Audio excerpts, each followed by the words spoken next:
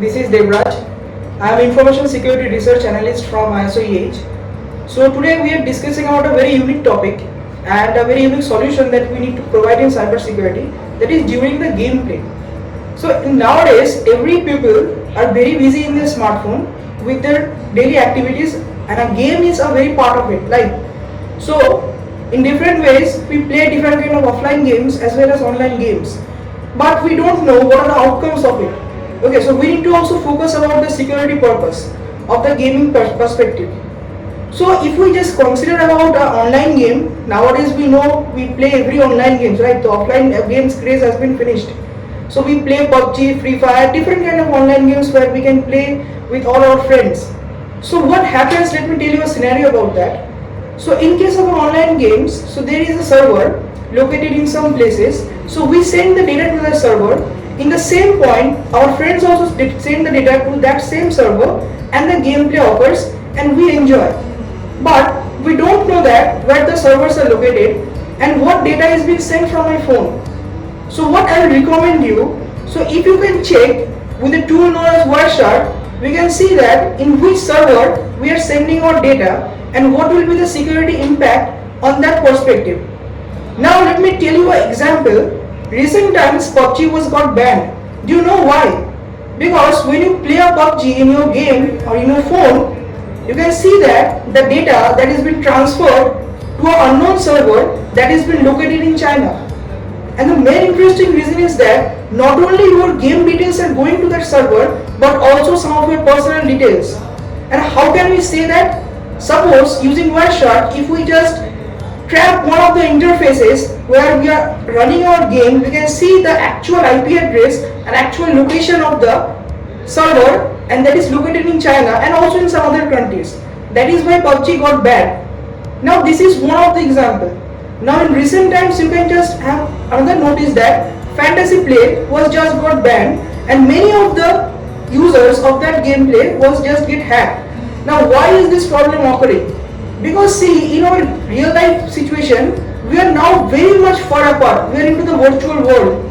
Now we pay some monies, we build some of the game tools, we pay our own money to get the game monies. Now we share our credentials, we share our debit cards, credit card details. So they are stored in their servers. Now what happened if your account got hacked, and we can easily take the data if anyone have the control of the server. So how can we increase the security from this kind of thing? We need to increase the encryption model. And first of all, many game players doesn't have this kind of thing. So the encryption is very, we can say, harsh. But another thing that everyone should follow, every game developer should follow, when you are logging into a game account, we just need to activate the two-factor authentication. No game is currently in the market is having the 2FA, and that is the main reason why the accounts of the people get hacked.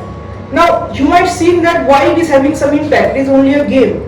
But believe me, many youngsters just spend lakhs of rupees in this particular game so that they can build some of their, you can say, some gameplays, or you can just say that they will build some of the monies with their own hard currency. Now if we can't protect that thing, that will be a very great issue.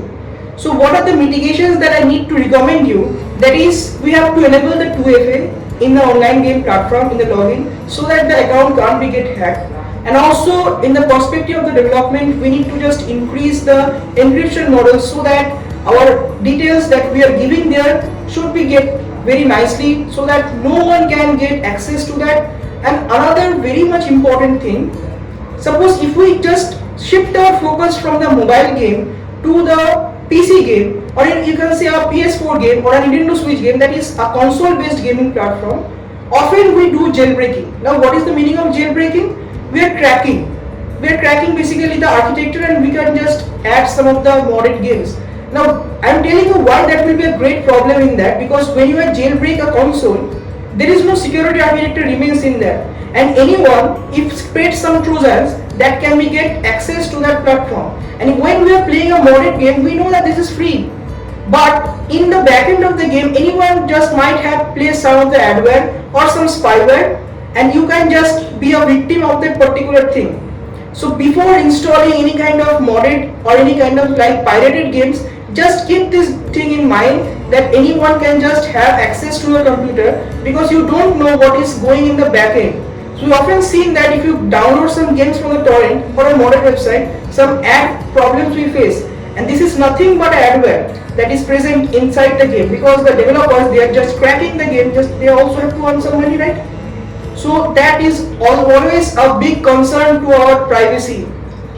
And now a very important thing, when we are just, this is on basis of the mindset. Like now previously I have said that we have shifted our focus from the real world to the virtual world, and we are just devoting a lot of times to our gameplays and our games.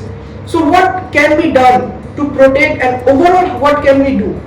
And if we talk this about the developing mindset, we have to place some of the cheat engines, anti-mod, some banning software. If some of the banning occurs, then the users might get a thing that I am getting banned from this particular thing, so I will not do any kind of mod or cheating again. Because see, whenever whatever sports that we play, maybe it is a real world sports or a e-sports, there should be a fair play.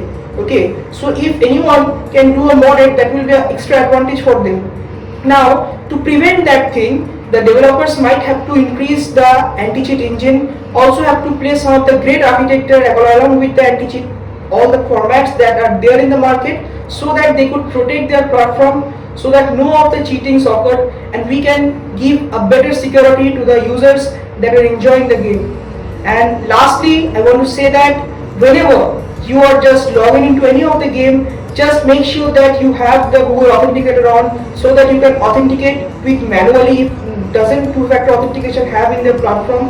And if it is there, so I recommend to use the two-factor authentication in their platform, so that your details cannot be get hacked. And most importantly, when you are paying any kind of thing to that particular game, please take a screen video of that. If any problem occurs, or if you see that your account is getting misplaced, or any kind of mistransaction is occurring from your account, you can just give a proof that you have paid to this particular account, and that will be a handy one if you just fight against that type of situation. Okay, so guys, when you are going for a virtual life, virtual world, you are playing some games, just stay protected. Don't just install or play any other random type of things, because this gaming security field is very vast thing. We develop different kind of games with different platforms like Unity and all these other things. We need to focus more on security. What are the patches, what are the frameworks that we use there? So we need to focus more and more on that, so that the users, those who don't know these terms or those who don't know this concept, will be get very much helpful benefit for that. And again, if you have little bit of knowledge about this thing, just before installing any kind of games, when you are playing this, just run your Wireshark. This is a free tool available in the market. You can see that where the data is been going into which server in which country. And if you are not comfortable with that, don't just play it. Okay, so this was for today. Thank you guys. I hope you have learned some of the new topics, and this might help in your gameplay world. So thank you guys. Meet you in the next video.